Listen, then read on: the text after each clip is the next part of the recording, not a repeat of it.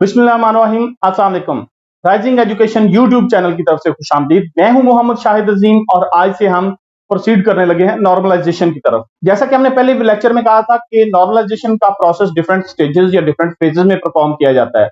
हर stage या हर phase को एक नॉर्मल फॉर्म कहते हैं। तो पहली स्टेज को फर्स्ट नॉर्मल फॉर्म, दूसरी स्टेज को second normal form, third normal form, उसके बाद BCNF, fourth normal form, fifth normal form. तो आज हम स्टार्ट करने जा रहे हैं फर्स्ट नॉर्मल फॉर्म को। तो हमने ये बात की थी कि हर नॉर्मल फॉर्म की कुछ कंडीशंस हैं, कुछ शराइत हैं, और अगर एक टेबल एक रिलेशन उन कंडीशंस को सेटिस्फाई करती है तो हम कहते हैं कि ये टेबल उस नॉर्मल फॉर्म में है। तो सबसे पहले हम बात करेंगे फर्स्ट नॉर्मल फॉर्म की। A table is said to be in first normal form if it has primary key and there is no multi valued attribute और repeating group in this table.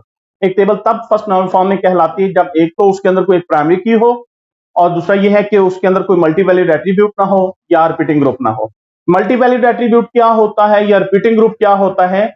ऐसा एट्रीब्यूट जिसके एक cell के अंदर multiple values आ रही हो वो repeating group कहलाता है या मल्टी वैल्यूड एट्रीब्यूट कहलाता है। मसलन इसी रिलेशन के अंदर अगर हम देखें तो ये हमारे पास स्टूडेंट्स की एक रिलेशन है, एक टेबल है जिसमें स्टूडेंट्स का डाटा पड़ा है, जिसमें आईडी है, नेम है, क्लास है और स्टूडेंट के सब्जेक्ट हैं। तो हमने कहा जी कि स्टूडेंट आईडी 1 है, नाम अहमद है, क्लास FSC और उसके 3 सब्जेक्ट्स हैं, मैथ, केमिस्ट्री और फिजिक्स। तो ये जो एट्रीब्यूट है ये सिंगल वैल्यूड एट्रीब्यूट है कि हर सेल के अंदर सिर्फ एक वैल्यू आ रही है।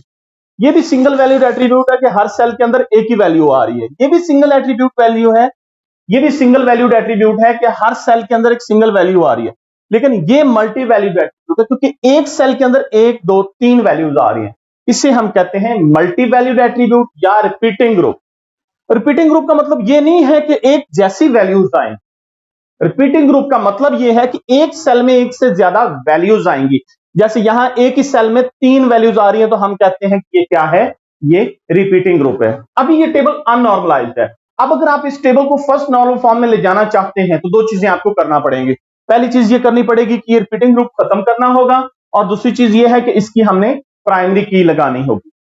तो इस रिपीटिंग ग्रुप को खत्म करने के 2 तरीके हैं। पहला तरीका यह है कि आप इसी टेबल के अंदर नई रोज इंसर्ट कर दें। रिपीटिंग ग्रुप की हर वैल्यू के अगेंस्ट एक नई रो इंसर्ट कर दें। कैसे, हम देखते हैं। मैं क्या करता हूं कि यहां से एक नई रो इंसर्ट करता हूं।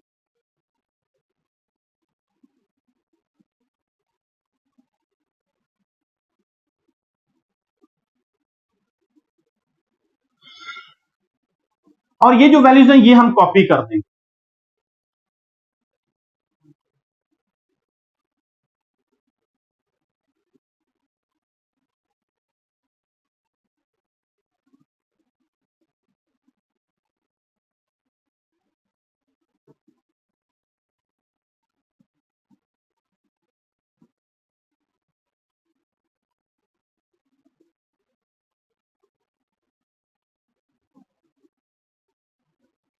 ठीक है जी। अभी आप इस टेबल में देखें कि हमारा जो रिपीटिंग ग्रुप था वो खत्म हो गया। हर सेल के अंदर हमने एक सिंगल वैल्यू डाल दी तो हमारा रिपीटिंग ग्रुप या मल्टी वैल्यूड एट्रीब्यूट खत्म हो गया।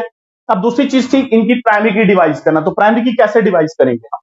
हम क्या करेंगे, इसका जो पहला एट्रीब्यूट है जो आईडी है, मतलब ये स्टूडेंट है, स्टूडेंट का एक आईडी होता है, वो आईडी लेंगे और दूसरा वो जो रिपीटिंग ग्रुप था उसको हम लेके कंपोजिट प्राइमरी की बना देंगे। क्योंकि अब अकेले आईडी को हम नहीं बना सकते क्योंकि वैल्यूज रिपीट हो रही है।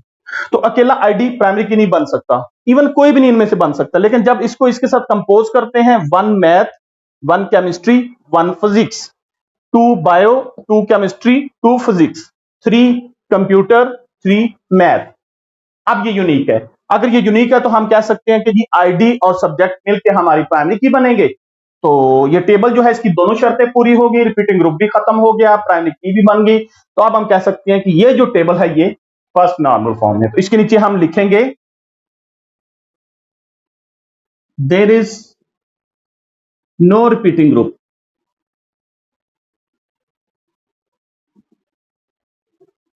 इन this table, so it is in first normal form. So किसी भी टेबल को फर्स्ट नॉर्मल फॉर्म में ले जाने के लिए हमने ये इतना सा काम करना है। पहले नंबर पे उसके अगर रिपीटिंग ग्रुप है तो वो हमने रिमूव करना है और दूसरी चीज की उसकी प्राइमरी की डिवाइस करनी। अगर तो रिपीटिंग ग्रुप है तो आप उसको रिमूव करेंगे, और अगर नहीं है, मतलब ये टेबल हमें एज इट इज मिलता है और कहा जाता है कि इसको फर्स्ट नॉर्मल फॉर्म में लेके जाओ, क्योंकि ये ऑलरेडी इसमें रिपीटिंग ग्रुप भी नहीं है, हमने जस्ट इसकी प्राइमरी की डिवाइस करनी है और कह देना है कि there is no repeating group in this table, so it is in first normal form. एक तरीकेकार तो ये था हमारे पास इसको फर्स्ट नॉर्मल फॉर्म में ले जाने का। इसका एक और भी तरीकाकार है, वो होता है कि आप इस टेबल को तोड़ दो, इसको दो हिस्सों में तोड़ दो। अब तोड़ना कैसे है? तोड़ना ऐसे है कि जो रिपीटिंग ग्रुप था उसको और आईडी को अलग कर दो और जो बाकी एट्रीब्यूट्स थे उनको अलग कर दो। तो अब होगा क्या, हमारे पास दो टेबल्स आ जाएंगे, एक आ जाएगा स्टूडेंट का,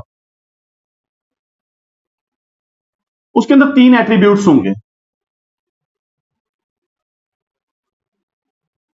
आईडी, नेम एंड क्लास।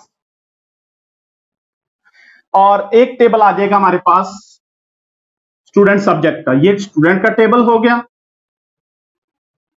और ये आ जाएगा स्टूडेंट सब्जेक्ट का।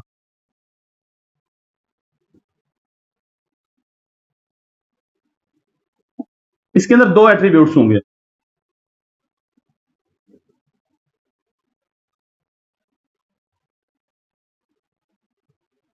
आईडी और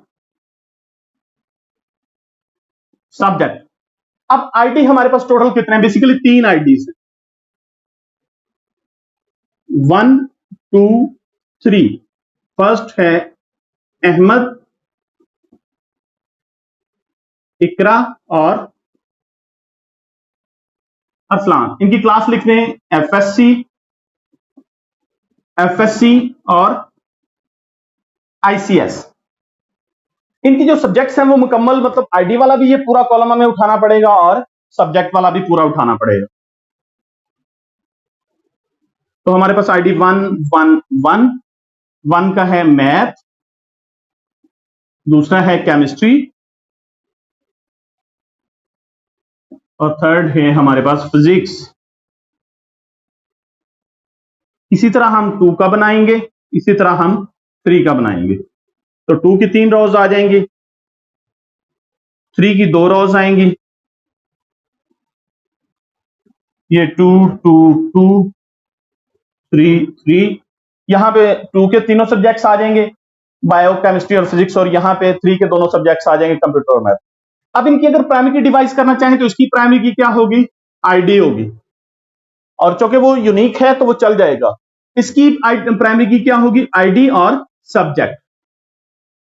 तो उस एक टेबल को हमने ये दो टेबल्स में तोड़, तो ये दो तरीके हैं।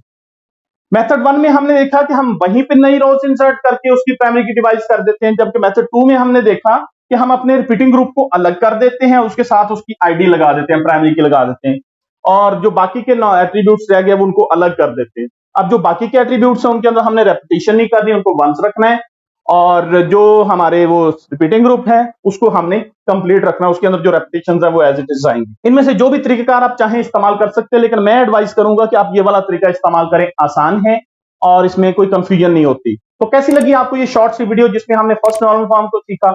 उम्मीद है पसंद आई होगी। तो अगर आपको ये वीडियो अच्छी लगी है तो प्लीज इस वीडियो को लाइक करके अपनी राय का इजहार कीजिए और चैनल लाजमी सब्सक्राइब कीजिएगा। जल्दी मिलते हैं सेकंड नॉर्मल फॉर्म की वीडियो के साथ, तब तक के लिए अल्लाह हाफिज।